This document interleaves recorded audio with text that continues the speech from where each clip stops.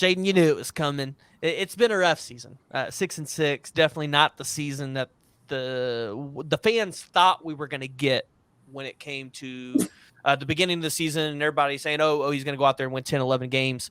I felt like we should have listened to BV when he got here and said, "I'm going to need at least 3 years to put up a championship winning team." But now that we're at the end of the season, heading into a bowl game, give us just a little bit of insight from how you feel and what you see around the locker room and what the players and what you're hearing about the optimism and where the direction of this program is going. This program is going in a great direction. Everybody in the locker room right now is all in to giving their best every single day. That's the standard. That's the OU standard. And I feel like this year was needed to happen for a reason. It's a culture change. And, after the season, of course, we got the Cheez-It Bowl coming up, the one last game. But I feel like once the season is done, said and done, it makes you really sit down and realize what it means to have that Sooners across your chest. Just because we have Sooners across our chest doesn't mean we have to go out there and win that game. It takes it from Monday through Friday all the way to Saturday of every single day working and getting better. It's about every single little detail, And so I feel like this season really just put those blinders on and made us focus what it actually means to be a great team and how hard it takes to be a great team. A lot of people come in and think that they'll inherit the winning and the success that we had in the past, but every team is different. Like Team 128 is going to be done. Team 129 is about to get started here in January. And how are they going to be remembered? Team 128, we're going to be remembered by that last game we play. How we going to overcome all this adversity that we've been going through this year. But this program is definitely going into the right direction. We have the right staff here. Coach BV is creating men, great men, future husbands. It's just great, man.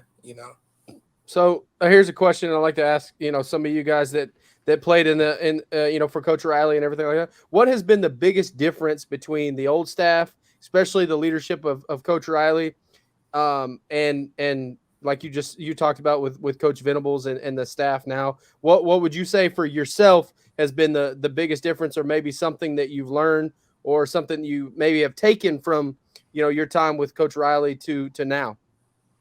Both coaches are very well. Playing for them was a great privilege. I think the main difference is relationships. Everything that we do is very relational, and we have that connection with our coaching staff. We can come to them about anything, literally anything. Get thoughts and opinions about making a decision, and we have more. I'm trying to think of the word. Just more tools in order to become successful in life, like the soul mission, serving our common legacy. That's probably been one of the greatest additions to this program. Just literally that is there just to help us become better outside of football, off the field. And they've done a great job with it. It's definitely helped me out, with my meteorology stuff. I got a micro internship in West Palm Beach, just regardless of that, building resume, building connections. And so I think that's just the main difference between the two staffs, just more relational. And also, realizing that you have to live in the moment. A lot of times, you get 17-year-olds all the way to 23 and 24-year-olds in the locker room. The thinking might be different. They're worried about, okay, all right, so we got to focus on this out there, playoffs or whatever it is. But we got to play, UTEP or Tulane right now, And so we got to live in that moment, live like today is Monday. We got to have a great practice today, and tomorrow will come. We got to do the same thing again. We can't just, worry about that. And so I think they just did a great job of just changing our mindset and approach to ball games and just the season in life. Yeah, that's awesome. Yeah, and kind of piggybacking onto the staff, right? I know the fans on the external side have seen a huge change in terms of the coaching staff. What is the coaching staff necessarily and the change meant to you? I know you'd mentioned briefly about it potentially working with you guys on off-field stuff, not necessarily just focused on preparing you guys for the NFL, but preparing you guys to finish your degrees and to go out there and be great young men and great young leaders. What has that meant to you in this season? And I mean, does that? I mean, think back to yourself as a recruit, knowing what you're seeing now. Would that change any direction onto where you would go to play college ball? I honestly think so. When I was coming out of high school, I only had like Baylor and TCU actually looking at me, giving me the time of day. But I ended up going to a small D2 school out in Weatherford, Oklahoma. And so if I had the knowledge that I had now and from just this coaching staff and seeing how they, treat the recruits and just treat us as players on the team, I'll be looking forward to just seeing how they treat me relational. Of course, every recruiting visit you're going to go on, they're going to be like, okay, yeah, you're going to be the starter, love up on you and stuff like that. But these coaches are very real to you, and they'll put us in front of the recruits, and they want us to be positive and real as much as we can. They don't want us to bluff anything. If I talk to a recruit, I'm telling them like it is, and so I feel like, myself back when I was 17, when I took my first visit out in Southwestern Oklahoma State, I would have just been looking, how the players feel that's there right now, regardless of what the facility looks like. That's what a lot of recruits also do. Like, oh, who has the better facility? I'm going to go there. Yeah. Or who has the better winning record? Because at the end of the day, of course you want to win. Like, I love winning. I hate losing. But it's bigger than football, man. Like, football's going to end one day for everybody, regardless of how good you are. Tom Brady's going to be done one day, Maybe. So, you know what I mean? Yeah, maybe. That's the only exception. Maybe That's after today, he might be. Yeah. But, how are you going to be when you're 32 years old, 33 years old, you have a wife and kids? Like, what are you going to take away from the program that you were at? Because this is the building stage right now, And so I think that's definitely what I would think about when it comes to choosing the college back when I was 17. And so this coaching staff definitely helped me realize that, because I really didn't even realize it. I was just so focused on, winning, honestly.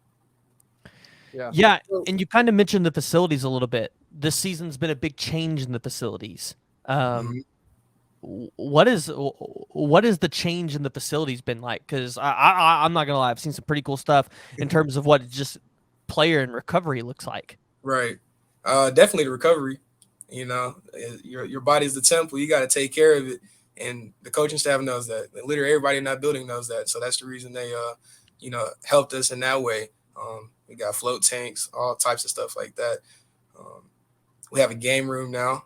Like, we had a game room, but like it's actually like a game room, man. We got a golf simulator, ping pong table, pool table, guitar or rock band. Yeah, I'm on that all the time. I play rock band all the time. Modern Warfare, you got PlayStations in there, Xboxes in there. They just put in some two basketball goals, so they're in there shooting every day. So it's just great with the facility wise. It's awesome, some of the improvements that they put in there. So when we were talking about recruits, you're talking about everything like that as a person. You as an older guy now, I mean, you're almost to the end of your career. Hopefully, you get another year next year. We think you will. What is one thing if a recruit comes in, they're on a visit, something like that, they're walking through the facilities, they stop you and they ask you, hey, what's one piece of advice you would give me as a recruit in making my decision? What would you tell them? Not just about Oklahoma and the great things that are there, but just holistically. What would you tell them as a guy who was been through that process and knowing what you know now? What would be that advice you'd give them? I'd say definitely don't worry about people's opinions. Only worry about God's. I'm a Christian, so I've been reading David a lot and just about his confidence. Mm-hmm. And that's what I lacked coming out of high school, honestly. I knew I was good, but whenever I transferred to OU, I was like, okay, this is D2 to D1. Like, am I going to be good enough and all this? But football is football, honestly. And so, I was worried about other people's opinions, what they thought about me. Like, okay, this new guy coming in, he's not that good or something like that. But I'll just tell them, just to really not worry about their opinions, because at the end of the day, we play this sport. We do everything in life for God, and so just do everything in order to please God, and you'll go far with it. Because that's what I started doing, and I would never regret it, where I've came from. And so keep also just keep a small circle of good people around you, because when you're about to graduate, you're going to be just like those people in the circle, either up here, either down here, and you want to be up here, so. Yeah, I had some advice from an old coach and a friend of mine I still talk to a long time, and he said there's two kinds of people. He said the people that are pushing you forward and the people that are trying to pull you down. Right. And there's no in between. You got to surround yourself with people that lift you up, encourage you, push you along, tell you when things are hard, that not what you want to hear but what you need to hear, stuff like that. And it's been great advice for me too, is that that small circle of people is really your lifeline, and the things that make you successful is and then we all know the saying that show me your 5 closest friends and I'll show you your future. Right. And it's stuff like that. And so that's great advice too, man. Thank you for sharing that. Yes, sir. Listen, we love it when the players are able to come out here and share their faith and share how football has really helped been able to shape and mold that. I want to hear from you. What is the funniest moment that you've had of this season? So reflecting back all the way to like the spring game and everything, what's been like the funniest or like your favorite moment of the season? Man, that's a lot of months. So many to choose from, huh? That's a tough. I'm trying to think. Honestly, I think it's in the summer workouts. Like obviously, I've been hurt this entire year. This entire you've got to see that new recovery stuff more than most people this year. Huh? Oh, definitely, yeah, most definitely. But I think it was with Coach Smitty. I'll go out there and stretch with the team still, and then do my upper body stuff.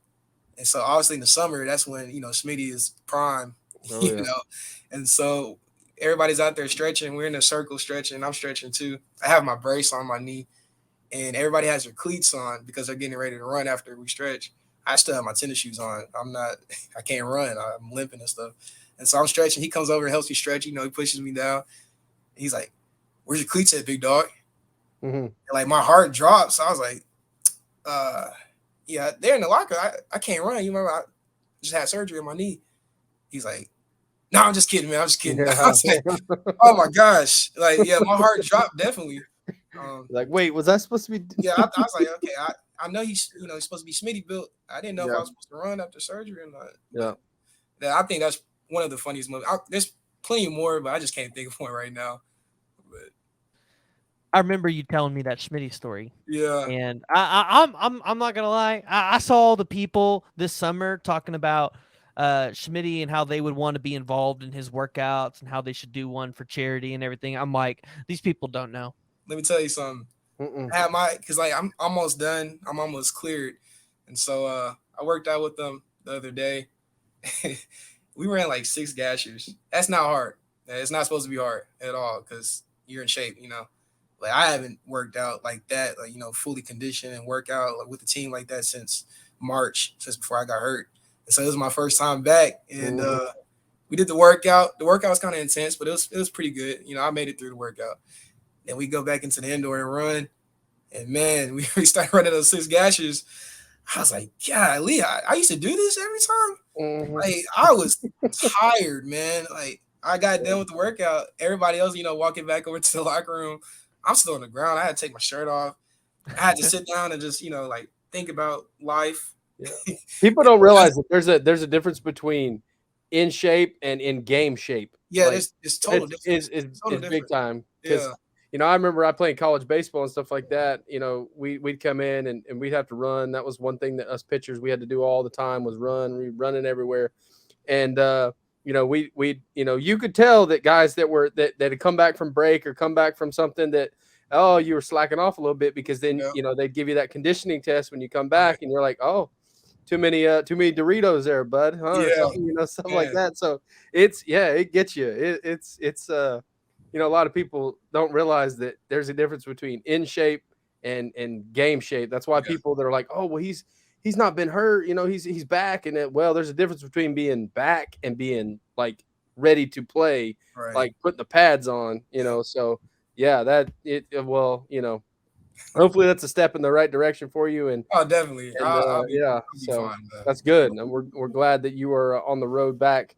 And maybe we can get another 2 touchdown game here in the future again. It's God's timing, man. I definitely will. Yeah, so let's talk about this for a second. Oklahoma's going to the Cheez-It Bowl, and you're potentially going to get a chance to play in that game, right? Because Eric Gray's going to focus on the draft, and the running back room's maybe looking a little bit thinner now that he's not there. Right. Give us a little bit of thoughts on the Cheez-It Bowl, what the team expectations are for that, especially with, guys opting out to prepare. And then, are you expecting to be able to travel and go play on that game? I definitely travel. I'm not sure if I'll play or not yet because I'm on that tail end of the injury, and I honestly don't know yet. I gotta continue rehabbing, and I don't want to go out there at half speed. That's not gonna help the Sooners at all. No doubt. I'm gonna be out there fully capable of doing the stuff that I can do in order to help the Sooners. So that's just on a timing basis. But the mindset is, we know people are opting out, and that's all right. Transferring, that's all right. But we have what we have right now, and we're gonna go out there as a team together, one heartbeat, and go out there and beat Florida State. One last time, Team 128, right? Team 128. It's the last time. Last time we're gonna be together. We're gonna go out there and have fun, be disciplined, do everything that our coaches tell us to do, and we're just gonna have a blast. We're in Orlando by the beach.